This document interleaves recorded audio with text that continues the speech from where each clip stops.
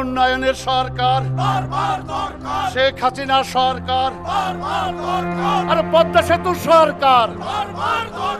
আমরা তো সুখে আছি, ব্যস্ত আছি বলতে হবে।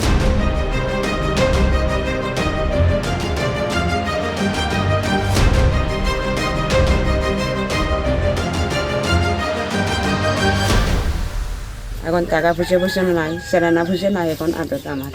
সোনালী চাকমার ওনার ছেলেকে বিক্রি করার জন্য গেছে। ওনার চলাফেরা করার টাকা নেই, ওষুধপত্র কেনার টাকা নেই, এই জন্য ওনার ছেলেকে বিক্রি করে এটা থেকে মুক্তি পেতে চেয়েছিলেন।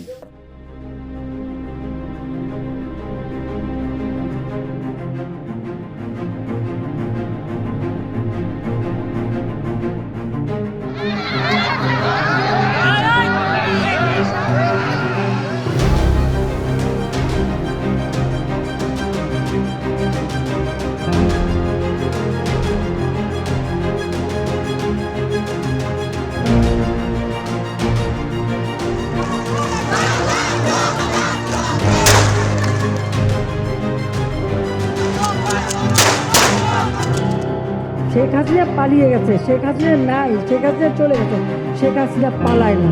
কে পালাবে? পালানোর মতো কি পরিবেশ হয়েছে যে আমাদেরকে কথা কথা বলছে পালানোর সময় পাবেন না? আমাকে চোর না আমরা টাকা?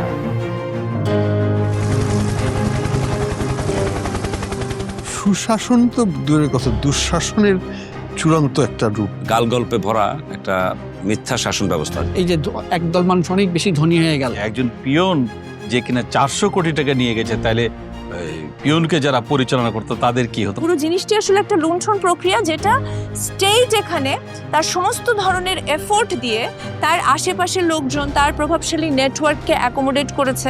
এথিক্স, মোরাল কোনো কিছু কাজ করতেছিল না। ল এনফোর্সমেন্ট থেকে শুরু করে সবাই ইনভলভ হয়ে যায়। তখন তো অ্যাকচুয়ালি ইন্ডিভিজুয়ালি কারোর কিছু করার থাকে না। সকালবেলা ঘুমের থেকে উঠেনি কিন্তু একটা বয়ান দিতেন যে আমি এত উন্নয়ন করেছি। বিভিন্ন আর্থিক প্রতিষ্ঠান, ব্যাংক, এসব প্রতিষ্ঠান থেকে টাকা সরিয়ে নিয়ে এগুলো আত্মসাৎ করা হয়েছে। 10 টাকার কাজ হয়েছে 100 টাকায়, 100 টাকার কাজ হয়েছে 1000 টাকায়।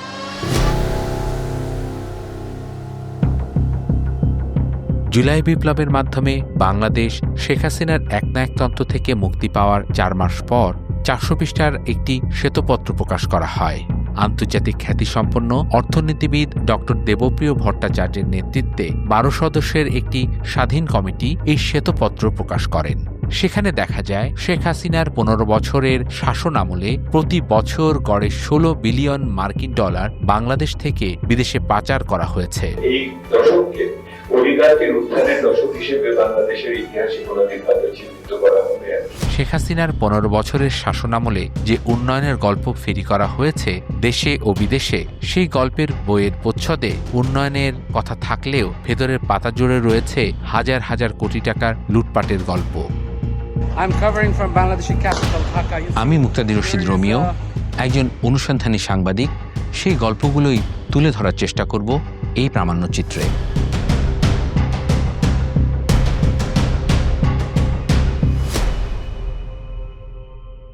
ব্যাংক ডাকাতি বলতে আমরা যেটা বুঝি, একদল সশস্ত্র ডাকাত ব্যাংকে গিয়ে ডাকাতি করে। তবে শেখ হাসিনার রাজত্বে বাংলাদেশে ব্যাংক ডাকাতি শব্দটির এক অভিনব সংস্করণ দেখা যায়, যেখানে সম্পূর্ণ রাষ্ট্রীয় সুরক্ষায় ও পৃষ্ঠপোষকতায় একের পর এক ব্যাংক দখলের ঘটনা ঘটতে থাকে।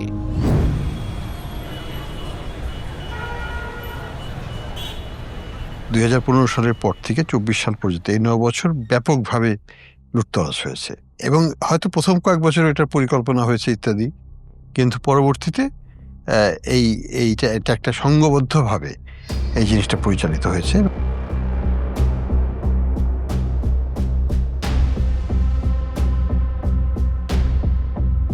খুব সরাসরি ধরেন এস আলমের হাতে 10টা-11টা মিলে ব্যাংক আর্থিক প্রতিষ্ঠান ছিল, এবং টাকা ছাপিয়ে যে সমস্ত ব্যাংকে অর্থ দেওয়া হয়েছে তার মধ্যে তার প্রতিষ্ঠানই সবচেয়ে বেশি। 2017 সালের আগে এস আলম একজন সাধারণ ব্যবসায়ী ছিলেন। এতগুলো ব্যাংক দখলের পর এস আলম গ্রুপের বর্তমানে সম্পদের কোনো সীমা পরিসীমা নেই। ইসলামী ব্যাংক যে 2017 সালে যখন দখল করা হলো, এবং সে দখল করা হলো, সেটা একটা রাষ্ট্রীয় পৃষ্ঠপোষকতায় দখল করা হয়েছে। সেই পৃষ্ঠপোষকতাকে আবার অনুমোদন দিতে হয় বাংলাদেশ ব্যাংকে। বাংলাদেশ ব্যাংকের তৎকালীন গভর্নর রাত 10টা পর্যন্ত সেন্ট্রাল ব্যাংকে অফিসে বসেছিলেন, কারণ ওখান থেকে ইসলামী ব্যাংক দখলের সমস্ত প্রক্রিয়া শেষ হওয়ার পরে এটা কেন্দ্রীয় ব্যাংকের অনুমোদন লাগবে, তিনি অনুমোদন দিবেন সেজন্য বসেছিলেন। মানে কিনে যেটাকে হস্তক্ষেপের মাধ্যমে করা হয়েছে তা নয়, এটাকে বলপূর্বক অধিগ্রহণ করে আমাদের রাষ্ট্রযন্ত্রের যেমন ডিজিএফআই এবং অন্যান্য প্রশাসনিক ইয়েদেরকে ব্যবহার করে অস্ত্রের মুখেই এই ব্যাংকগুলোকে তারা দখল করে নেয়। আওয়ামী লীগের রাজনৈতিক পৃষ্ঠপোষকতায় দখলকৃত ব্যাংকগুলোর মধ্যে অন্যতম ইউনাইটেড কমার্শিয়াল ব্যাংক বা ইউসিবি। 1984 সালে প্রতিষ্ঠার পর 1993 সালে প্রতিষ্ঠাতা পরিচালক হুমায়ুন জহিরকে হত্যা করা হয়। আব্বার যে অ্যাসোসিনেশন, সেখানে আপনার আওয়ামী লীগের একজন নেতা জড়িত ছিল এবং পরবর্তীতে দেখা গেছে যে সে দেশের বাইরে চলে যায়, পালায় যায় সে, এবং সে যখন আসে সে এসে আরেকবার সে চেষ্টা করে। তখন আমি ব্যাংকের ডিরেক্টর, আব্বা মারা যাওয়ার পর আমি বোর্ডের ডিরেক্টর হই।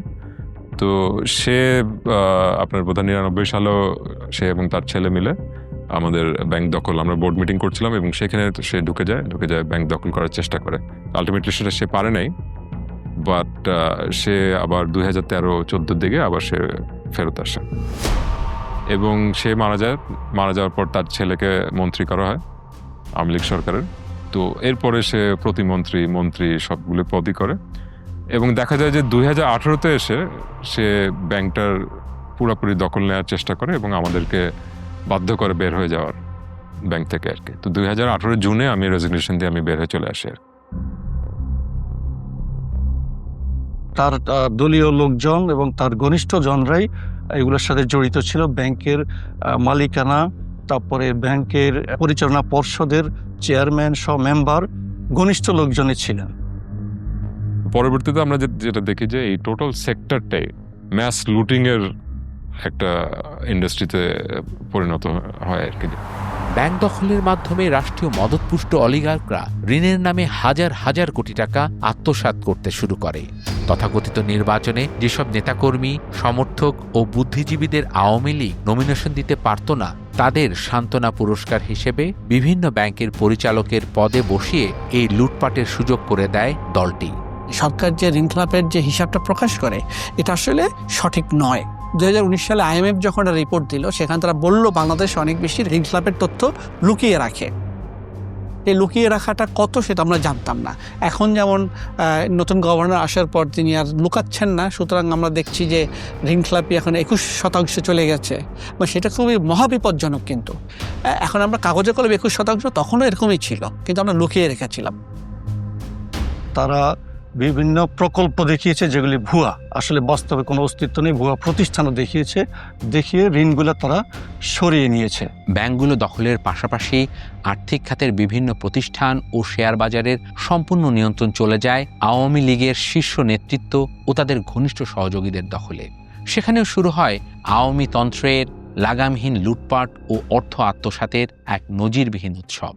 গত 15-20 বছরে আমরা যেটা দেখলাম সেটা হচ্ছে যে ব্যাংক এবং শেয়ার বাজারের মাধ্যমে অবৈধ অর্থ উপার্জনের একটা বড় সুযোগ বা ক্ষেত্র তৈরি করা হয়েছে। ক্ষুদ্র বিনিয়োগকারী ক্ষতিগ্রস্ত হয়, কোনো বিনিয়োগকারী ছাড়া কোনো কোম্পানি ক্ষতিগ্রস্ত হয় না।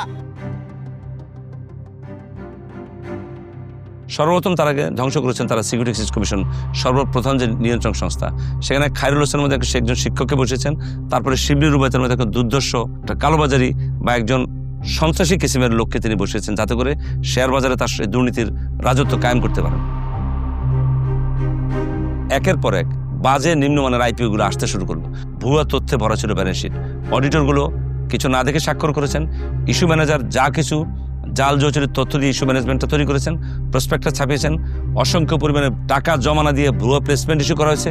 বিনিয়োগকারীকে নিঃস্ব করবার একটা মাস্টার প্ল্যান তখন থেকে শুরু হয়। শিবলি রুবায়তের সময় এসে কিন্তু আপনি দেখবেন ঢাকা শহরে প্রায় 59টি নতুন করে ট্রেক ইস্যু করা হয়।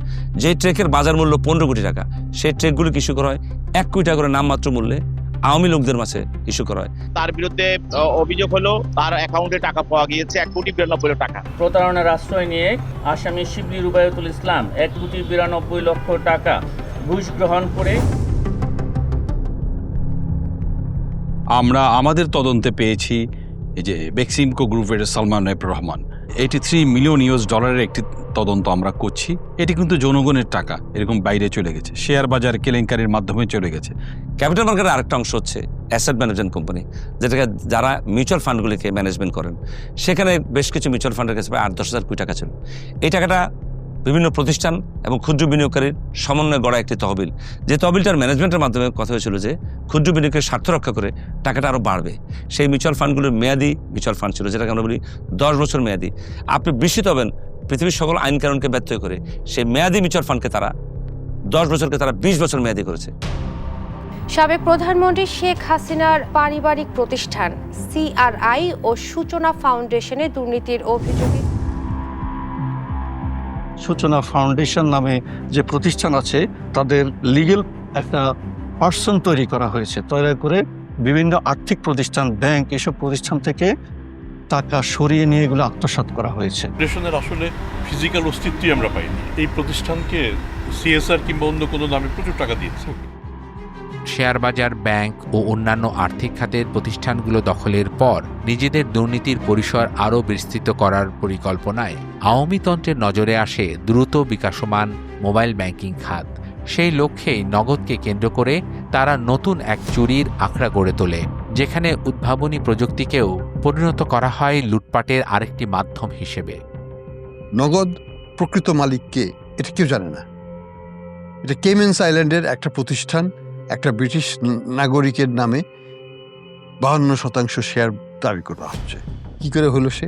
তার সম্পদের উৎস কি এবং কেমেন আইল্যান্ড কেন, বাংলাদেশ নয় কেন? এগুলোর প্রশ্নের কোনো জবাব নেই। প্রথমত নগদের লাইসেন্স পাওয়ার কোনো যোগ্যতা ছিল না। পোস্টাল ডিপার্টমেন্টের কোনো স্বার্থ, সামর্থ্য, কারিগরি দক্ষতা, আর্থিক সামর্থ্য কিছুই নাই, যেটার মধ্যে তারা একটা মোবাইল ফাইন্যান্সিয়াল সার্ভিস চালানোর মতো, যেখানে হাজার হাজার কোটি টাকা লাগবে, বিনিয়োগ করতে হবে আমাকে, সেই ধরনের প্রতিষ্ঠান চালাতে পারে। তাহলে এরা আসলো কোথা থেকে? সরকারি সব অনুদানের অর্থ শুধুমাত্র তাদেরকে দিয়েই বিতরণ করা হতো। ফলটা কি হয়েছে? আজকে আমরা দেখতে পাচ্ছি যে 1700 কোটি টাকার উপর শুধুমাত্র সমাজ কল্যাণ মন্ত্রণালয়ের থেকেই অর্থ তারা আত্মসাৎ করেছে। গরিবের মুখের দানের টাকা, সরকারের অনুদানের টাকা, সেটা তারা খেয়ে ফেলছে। তো তাদের নৈতিকতা নিয়ে আর কি বলার থাকে? কিছু সন্ত্রাসী অলিগার্ক যারা, তারাই কিন্তু এই নগদের হয়তো প্ল্যাটফর্মটা ইউজ করে জনগণের টাকাকে বাইরে নিয়ে গেছে। যে গরিবের টাকা, হকের টাকা, সেটা সরকার দিচ্ছে গরিব মানুষকে, সেই টাকাটা তারা ডাইভার্ট করে তারা নিয়ে গেছে বাইরে। আরও কি দেখেছি আমরা? ই মানি যেটা ক্রিয়েট করা হয়, ই মানি কখনোই ডেট ক্রিয়েশন হয় না। অর্থাৎ 1 টাকা জমা হলে আমি 1 টাকার ই মানি আরেকজনকে দেব। আমি যদি 1 টাকা জমা দিই, আপনার উদ্দেশ্যে আপনাকে 1 টাকা ই মানি দেওয়া হবে। সেখানে তারা 630 কোটি টাকার মতো তারা ই মানি এক্সট্রা ক্রিয়েট করেছে। ওটাতে কী করেছে? ওটা তারা বেতন ভাতা তাদের এগুলো মেটাচ্ছে তারা। আওয়ামী লীগ আমলে মেগা প্রকল্প মানেই ছিল মেগা দুর্নীতির নীল নকশা। যত বড় প্রকল্প তত বেশি লুটপাট। এসব প্রকল্পের বেশিরভাগ ক্ষেত্রেই সাধ্যতা, স্বচ্ছতা ও সম্ভাব্যতা কোনোটাই ঠিকমতো যাচাই করা হতো না। আর এই ক্ষেত্রে বিদ্যুৎ খাত ছিল তাদের সবচাইতে পছন্দের।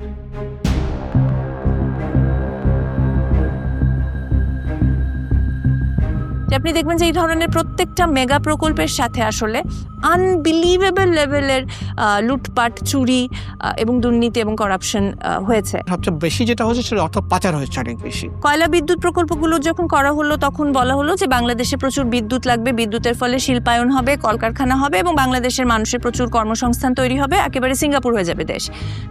প্রত্যেকটা কয়লা বিদ্যুৎ প্রকল্পের আপনি যদি খরচগুলো দেখেন, এগুলো করা হয়েছে পৃথিবীর সর্বোচ্চ খরচে।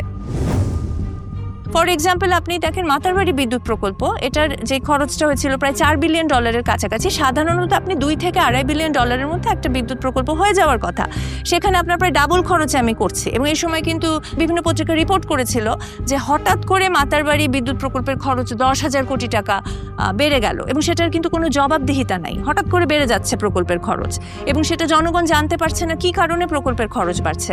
রূপপুর পারমাণবিক বিদ্যুৎ কেন্দ্রকে আমরা বলি যে বালিশ কাণ্ড নিয়ে একটা দুর্নীতির কথা আমরা সবাই বলি, কিন্তু জিনিসটা শুধু কিন্তু ওই অল্প কিছু টাকার বালিশের মধ্যে সীমাবদ্ধ ছিল না। প্রায় 1 লক্ষ কোটি টাকার উপরে হচ্ছে আমার এই রূপপুর পারমাণবিক বিদ্যুৎ কেন্দ্রে খরচ হয়েছে, যেটাও কিন্তু পৃথিবীর মধ্যে আমি যদি হিসাব করে দেখি সবচেয়ে খরচবহুল পারমাণবিক বিদ্যুৎ কেন্দ্রগুলোর মধ্যে একটা। সারা বিশ্বে তো আপনি কোনো পাওয়ার প্ল্যান্টই করতে পারবেন না যদি আপনার ক্যাপাসিটি চার্জ না দেন।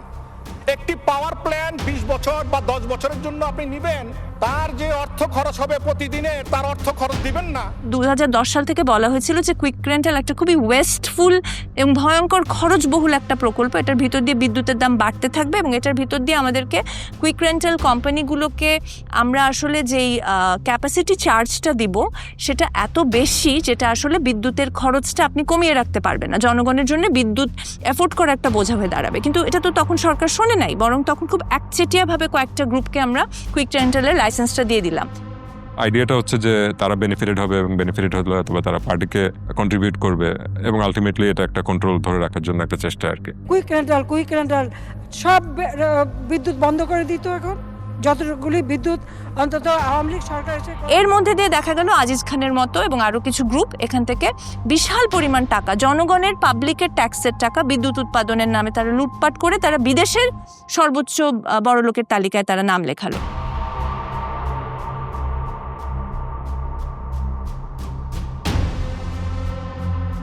ফোর্বসের করা বিশ্বের শতকোটিপতি বা বিলিয়নিয়ারদের সর্বশেষ তালিকায় তার অবস্থান 2540তম।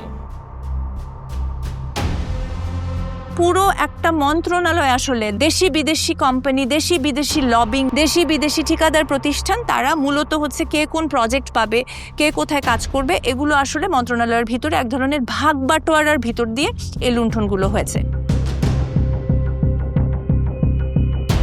তারপর ধরেন আমরা পায়রা বন্দর তৈরি করলাম, তখন ওই সময় হারমান কুডরাস নামের একজন জার্মান জিওলজিস্ট উনি কিন্তু ওয়ার্নিং দিয়েছিলেন যে পায়রা বন্দরের নাব্যতা এতটাই কম যে এখানে আসলে এই লেভেলের এত টাকা খরচ করে এরকম একটা প্রকল্প করলে এটা পরবর্তীতে আসলে এটা ড্রেজিং করতে যে পরিমাণ খরচ হবে সেটা আসলে সরকার কুলাতে পারবে না, এটা ভয়াবহ একটা খরচবহুল প্রকল্প এবং এই লোকেশনটাই পায়রা বন্দরের জন্য ঠিক না। একটা ভুল লোকেশনে বাংলাদেশের জনগণের পাবলিকের ট্যাক্সের টাকার 1,36,000 কোটি টাকা খরচ করে পৃথিবীর সর্বোচ্চ খরচবহুল প্রকল্পটা পায়রা বন্দরে করা হলো। প্রথম আলো রিপোর্ট করেছিল, আমার রিপোর্টটা এখনো মনে আছে, পৃথিবীর সর্বোচ্চ খরচবহুল প্রকল্প। এখন আপনি দেখেন পায়রা বন্দর কিন্তু চালানো যাচ্ছে না, কারণ হচ্ছে তার নাব্যতা সংকটটা এমন যে ড্রেজিং করে কুলানো যাচ্ছে না। দ্য পয়েন্ট ইজ যে এই ওয়ার্নিংগুলো কিন্তু আমাদেরকে দেয়া হয়েছিল। শেখ হাসিনার আমলে প্রায় প্রতিটি ছোট বড় প্রকল্পই নেওয়া হতো মূলত জনগণের টাকা লুটপাটের উদ্দেশ্যে। বিশেষ করে সেতু ও মহাসড়ক প্রকল্পের ব্যয় হতো অস্বাভাবিকভাবে বেশি, যা ছিল দুর্নীতির জন্য উন্মুক্ত ক্ষেত্র। ফ্লাইওভার যেগুলো আমরা করছি সেগুলো আমরা করছি সাউথ এশিয়ার মতো সর্বোচ্চ খরচে, এবং আওয়ামী লীগ আমলেও কিন্তু কিছু পত্রিকা সাহস করে তখন রিপোর্ট করেছে যে আমরা দক্ষিণ এশিয়ার মধ্যে সর্বোচ্চ খরচে আমাদের ফ্লাইওভারগুলো হচ্ছে। ওয়ার্ল্ড ব্যাংক 2017 সালে কিন্তু রিপোর্ট করেছে, খুব স্পষ্টভাবে তারা বলেছে যে বাংলাদেশে যে রাস্তাগুলো নির্মাণ হয় সেটা নির্মাণ হয় ভারতের চেয়ে, চায়নার চেয়ে এবং ইউরোপের চেয়ে দ্বিগুণ অথবা 3 গুণ খরচে। ওয়েলথেক্স 2018 সালে একটা রিপোর্ট করেছিল যে পৃথিবীর শীর্ষ বড়লোক বৃদ্ধির দেশে বাংলাদেশ হচ্ছে প্রথম স্থান অধিকার করেছে, তার কিছুদিন পরে গিয়ে 3য় স্থান অধিকার করলো। তো তার মানে হচ্ছে যে এই যে টাকাগুলো, এই টাকাগুলো কোত্থেকে এসেছে এটা খুব ক্লিয়ার। এগুলো সব কিছুই হচ্ছে কোনো না কোনো প্রকল্পের সাথে জড়িত, কন্ট্রাক্টের সাথে জড়িত, কোম্পানির সাথে জড়িত, লোকাল এজেন্টের সাথে জড়িত, এবং এই জিনিসগুলো 15 বছর ধরে ক্রমাগত হয়েছে। স্বাধীনতোত্তর সময় থেকেই টাকা পাচার বাংলাদেশের অর্থনীতির অন্যতম বড় অভিশাপ। কিন্তু গত সরকারের 15 বছরে এই পাচার নজিরবিহীন মাত্রায় পৌঁছে যায়। এত পরিমাণ অর্থ বিদেশে পাচার হতে থাকে যে দেশের আর্থিক ব্যবস্থায় প্রচণ্ড চাপ সৃষ্টি হয়। কেন্দ্রীয় ব্যাংকের বৈদেশিক মুদ্রার রিজার্ভ দ্রুত কমতে থাকে, ব্যাংকিং খাতে দেখা দেয় তীব্র তারল্য সংকট।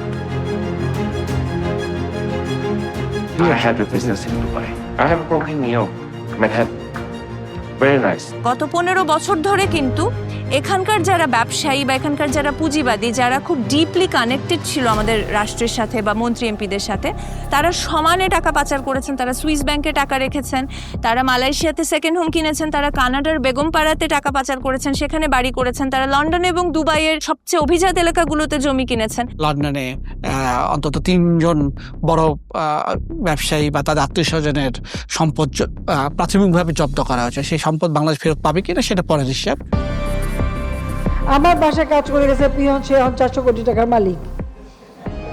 হেলিকপ্টার ছাড়া চলে না। রাষ্ট্রীয় অর্থ, জনগণের অর্থ, নাগরিকদের খেটে খাওয়া মানুষদের অর্থগুলোকে বাইরে পাচার করে লন্ডারিং করে নিয়ে যাওয়া হয়েছে। I also ordered in Harris, custom made. Takes 4 months. I bought have 3,000 pound each. Swiss ব্যাংকে যে ডিপোজিটগুলো রয়েছে তার ভিতরে বাংলাদেশিদের যেই সংখ্যা বা বাংলাদেশিদের যেই সম্পদের পরিমাণ সেটা ভারতকে ছাড়িয়ে গেছে, এবং এই নিউজগুলো কিন্তু আমরা তখন শুনেছি। 1971 সালের মহান মুক্তিযুদ্ধের মধ্য দিয়ে অর্জিত হয় আমাদের স্বাধীনতা। এরপর নানা চড়াই উতরাই পেরিয়ে 24-এর গণঅভ্যুত্থানের পর বাংলাদেশের জনগণ এখন এক নতুন অধ্যায়ের স্বপ্ন দেখছে। এমন একটি বাংলাদেশ যেখানে প্রতিষ্ঠিত হবে প্রকৃত আইনের শাসন এবং জনগণই হবে সকল ক্ষমতার উৎস। সরকার আর ফ্যাসিস্ট বা লুটেরা বাহিনীতে পরিণত হবে না, বরং হবে জনগণের সেবক ও তাদের জানমালের রক্ষণাবেক্ষণকারী। জনগণের যে একটা দাবি সেটা হচ্ছে যে আবার যেন কোনোভাবেই ক্লেপ্টোক্রেসি বা অটোক্রেসি ফেরত না আসে।